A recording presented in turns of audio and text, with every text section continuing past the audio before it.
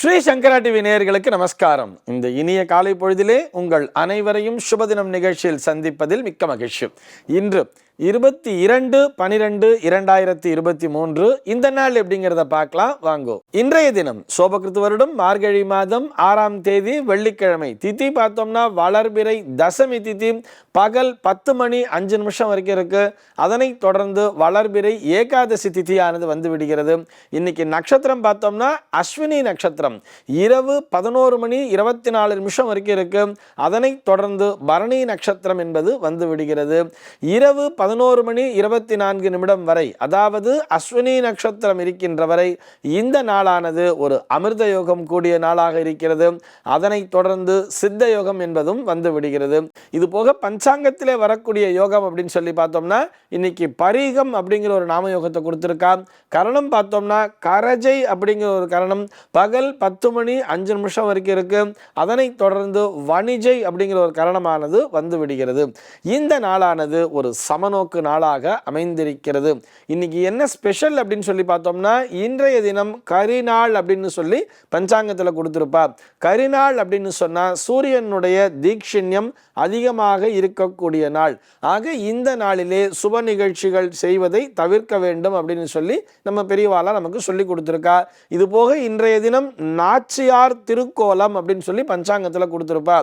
நாளைய தினம் அதிகாலை வைகுண்ட ஏகாதசி அப்படிங்கிறது வந்துடுது இல்லையா. ஆக நாளைய தினம் அதிகாலை பொழுதிலே இந்த சொர்க்கவாசல்ங்கிறது திறக்கப்படும்.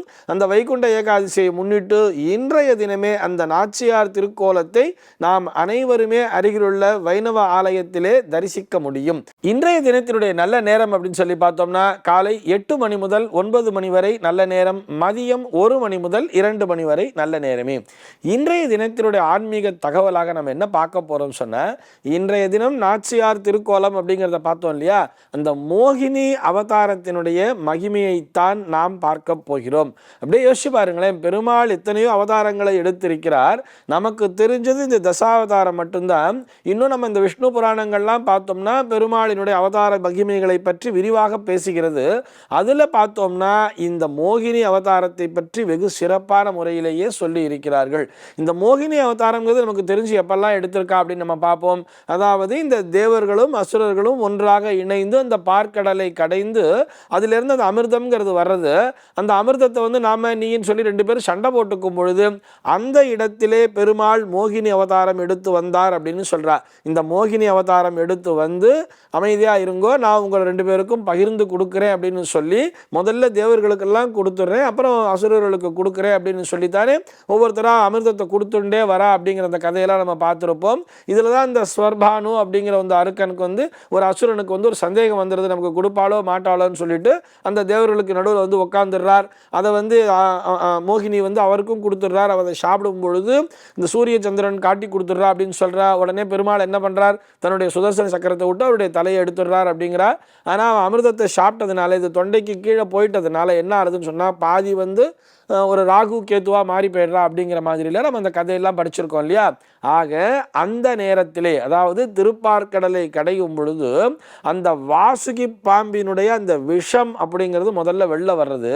அந்த விஷத்தை தொடர்ந்து அமிர்தமானது வருகிறது. இந்த அமிர்தத்தை பகிர்ந்து கொடுப்பதற்காக, அந்த விஷத்தினை முறித்து இந்த அமிர்தத்தினை பகிர்ந்து கொடுப்பதற்காக அங்கே பெருமாள் மோகினி அவதாரம் எடுத்து வந்தார் அப்படிங்கிற ஒரு அதுக்கு பின்னாடி ஒரு நிறைய பிலாசபிலாம் இருக்கு. நம்ம ஒன்னொன்னா அதை பார்த்துட்டு வருவோம். அதே மாதிரி அடுத்தது எப்போ எடுத்தார் அப்படின்னு சொல்லி பார்த்தோம்னா இந்த தாருகா வனத்தினுடைய முனிவர்கள் அப்படின்னு சொல்லுவா.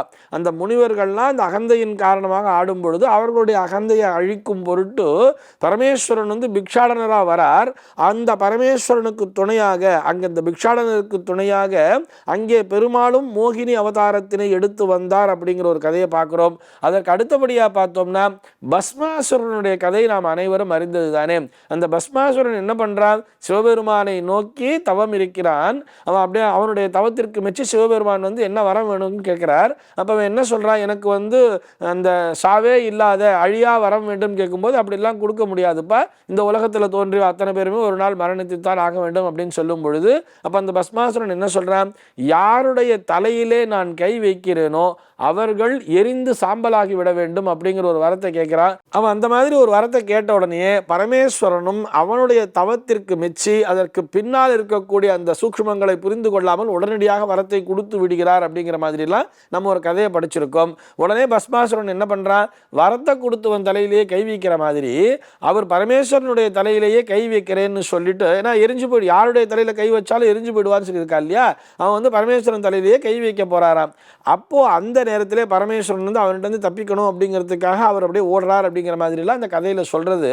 அந்த நேரத்திலே பெருமாள் என்ன பண்றாருன்னு சொன்னா, மோகினி அவதாரம் எடுத்து வந்து அந்த அசுரனை மயக்கி அவனோடு ஒரு நடனம் புரிவது போல் நடனம் புரிந்து, இந்த மோகினி என்னென்ன மாதிரிலாம் பாவனை பண்றாளோ அதே மாதிரிலாம் அந்த பஸ்மாசுரனும் இந்த பாவனை பண்றான்.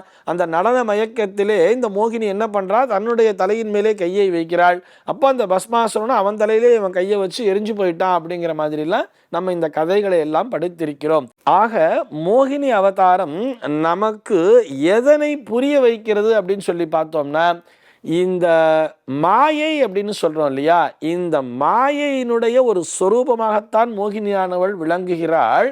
அதாவது மயக்குகிறாள் சொல்ற. யாரை மயக்குகிறாள்னு பார்த்தோம்னா, அசுர சக்திகளை மயக்குகிறாள். அசுர சக்திகளை மயக்கி அவர்களை அந்த மாயைக்குள்ளேயே தள்ளி, இந்த அசுர சக்திகள் அப்படிங்கிறதே மாயையினுடைய குழந்தைகள் தானே, இந்த மாயையினுடைய குழந்தைகளாகிய இந்த அசுர சக்திகளையே மயக்குகின்ற அந்த தன்மை என்பது யாரிடம் இருக்குன்னு சொல்லி பார்த்தோம்னா இந்த மோகினி கிட்ட இருக்கு. இன்றைய தேதியிலே இந்த யுகத்திலே நம்ம அசுர சக்திகள்னு எதை நினைக்கணும்னு சொன்னா, நம்ம கிட்ட இருக்கக்கூடிய அந்த காம குரோத லோப மோக மதமாச்சரியம்னு சொல்றோம் இல்லையா, நம்ம காமத்தினால் கஷ்டப்படுறோம், குரோதத்தினால் கஷ்டப்படுறோம், திடீர்னு கோபம் வர்றது, நமக்கு ஆணவம்ங்கிறது வந்துடுறது, அகந்தைங்கிறது வந்துடுறது, தான் தான் பெரியவங்கிற நினைப்புங்கிறதுலாம் வந்துடுறது. இது போன்ற அந்த துர்குணங்களைத்தான் அசுர சக்திகள்னு சொல்றார். அந்த அசுர சக்திகள் அழிய வேண்டும் என்று சொன்னால், அந்த அசுர சக்திகளினுடைய மாயை பிடியிலிருந்து நாம் வெளியே வர வேண்டும் என்று சொன்னால், அதற்கு இந்த மோகினி அவதாரத்தை தரிசிக்க வேண்டியது என்பது அவசியம். அந்த நேரத்திலே, அதாவது இன்றைக்கு ஒரு கிடைத்தற்கரிய நாள், இந்த நாளிலே அந்த மாலை பொழுதிலே அருகிலுள்ள பெருமாள் கோயிலுக்கு போக வேண்டியது. அங்கு அந்த மோகினி அவதாரத்தினுடைய அந்த திருக்கோலத்திலே பெருமாளை தரிசிக்க வேண்டியது. அவ்வாறு தரிசிக்கும் பொழுது பெருமாளினுடைய அழகுல நம்ம எல்லாருமே மயங்கிடுவோம் தான். இருந்தாலும் அந்த நேரத்தில் நம்முடைய பிரார்த்தனைங்கிறது எப்படி இருக்கணும்னு சொன்னால், என்னிடம் இருக்கக்கூடிய இந்த துர்குணங்கள் காணாமல் போக வேண்டும், இந்த அசுர சக்தி எனும் மாயையிலிருந்து நான் விடுபட வேண்டும், அதற்கு நீங்கள் தான் எனக்கு துணை புரிய வேண்டும் என்று சொல்லி பெருமாள்கிட்ட பிரார்த்தனையை வச்சுக்க வேண்டியது. இந்த தகவலோடு இன்றைய தினம் நான் உங்களிடமிருந்து விடைபெற்றுக் கொள்கிறேன். மீண்டும் உங்கள் அனைவரையும் நாளைய தினம் ஒரு சுவாரஸ்யமான தகவலோடு சந்திக்கிறேன். எம்பெருமானினுடைய திருவருளினாலே இந்த நாள் உங்கள் அனைவருக்கும் சுப தினமாக அமைவதற்கு வாழ்த்துக்கள்.